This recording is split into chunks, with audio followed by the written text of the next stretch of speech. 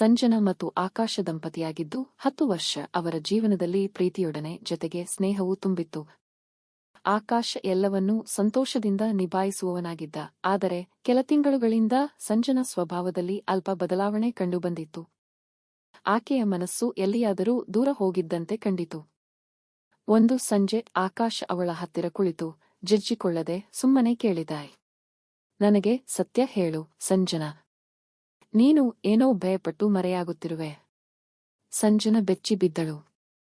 ಅವನ ಕಣ್ಣಿನಲ್ಲಿ ವಿಷಾದ, ಆದರೆ ಅವಳನ್ನು ಅರ್ಥಮಾಡಿಕೊಳ್ಳುವ ನಿಜವಾದ ನೋಟ. ಆಕೆಯ ಕಣ್ಣು ನೀರಿನಿಂದ ತುಂಬಿದವು. ನಾನು ಯಾರನ್ನೂ ತಿರಸ್ಕರಿಸಲು ಸಾಧ್ಯವಿಲ್ಲ ಆಕಾಶ. ಹೃದಯ ನನ್ನನ್ನು ಹತೋಟಿಯಲ್ಲಿಡಲು ಬಿಡುತ್ತಿಲ್ಲ. ಆಕಾಶ ಆಕೆಯ ಕೈ ಹಿಡಿದು ಮೃದುವಾಗಿ ಕೇಳಿದ. ಅವನು ಯಾರು? ಸಂಜನಾ ತಲೆ ತಗ್ಗಿಸಿತು.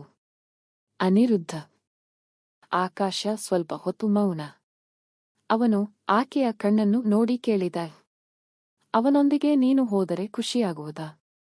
ಅವಳಿಗೆ ಏನೂ ಹೇಳಲು ಸಾಧ್ಯವಾಗಲಿಲ್ಲ. ಹೌದು, ಅನಿರುದ್ಧನೊಂದಿಗೆ ಅವಳ ಮನಸ್ಸು ಒಲಗಿತ್ತು. ಆದರೆ ಆಕಾಶನನ್ನು ನೋಯಿಸಲು ಅವಳಿಗೆ ಇಚ್ಛೆಯಿರಲಿಲ್ಲ.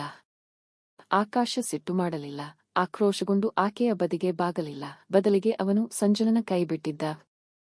ನೀನು ನಿನ್ನ ಮನಸ್ಸನ್ನು ಕೇಳು ಸಂಜನಾ. ನಿನ್ನ ಸಂತೋಷವೇ ನನಗೆ ಮುಖ್ಯ. ಆ ಹಗಲು ರಾತ್ರಿಯಾದರೂ ಆಕಾಶನ ಮನಸ್ಸಿಗೆ ನಿದ್ರೆ ಬರಲಿಲ್ಲ. ಎಷ್ಟೇ ಪ್ರೀತಿಸಿದರೂ ಕೆಲವೊಮ್ಮೆ ಬಿಡಬೇಡಬೇಕಾಗುತ್ತದೆ ಎಂಬ ಅರ್ಥ ಅದೇ ರಾತ್ರಿ ಅವನಿಗೆ ಆಗಿತ್ತು. 1 ವಾರದ ನಂತರ ಸಂಜನನ ಕೈಯಲ್ಲಿ ಒಂದು ಪತ್ರ.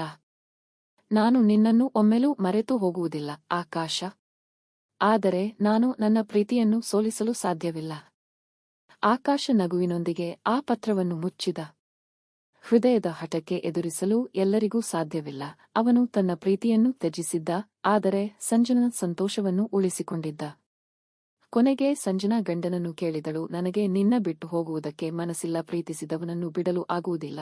ಇದಕ್ಕೆಲ್ಲ ನೀನೇ ಒಂದು ದಾರಿ ಹುಡುಕು ಅಂತ ಹೇಳಿದಾಗ ಆಕಾಶ ಹೇಳಿದ, ನೀನು ನನ್ನ ಬಿಟ್ಟು ಹೋಗಬೇಡ, ನಿನ್ನ ಪ್ರೀತಿನೂ ಬಿಡಬೇಡ. ನಾನು ಮನೆಯಲ್ಲಿ ಇಲ್ಲದ ಸಮಯದಲ್ಲಿ ನೀನು ಪ್ರೀತಿಸಿದ ಹುಡುಗನನ್ನು ನಮ್ಮ ಮನೆಗೆ ಕರೆಸಿಕೊಂಡು ನೀನು ಅವನ ಕೂಡ ಬಹುದ ಅಂತ ಹೇಳಿದಾಗ ಸಂಜನಾ ತುಂಬಾ ಖುಷಿಪಟ್ಟಳು. ಆಕಾಶ ಆಫೀಸಿಗೆ ಹೋದ ನಂತರ ಅನಿರುದ್ಧ ಮನೆಗೆ ಬಂದು ಸಂಜನಾನೇ ಖುಷಿಪಡಿಸ್ತಾನೆ. ಇಲ್ಲಿ ನಾವು ತಿಳಿದುಕೊಂಡಿರುವುದೇನೆಂದರೆ ಆಕಾಶನ ಹೃದಯವಂತಿಕೆ ಇತೆ. ಇಷ್ಟ ಆಗಿದ್ದರೆ ದಯವಿಟ್ಟು ಸಬ್ಸ್ಕ್ರೈಬ್ ಮಾಡಿಕೊಳ್ಳಿ.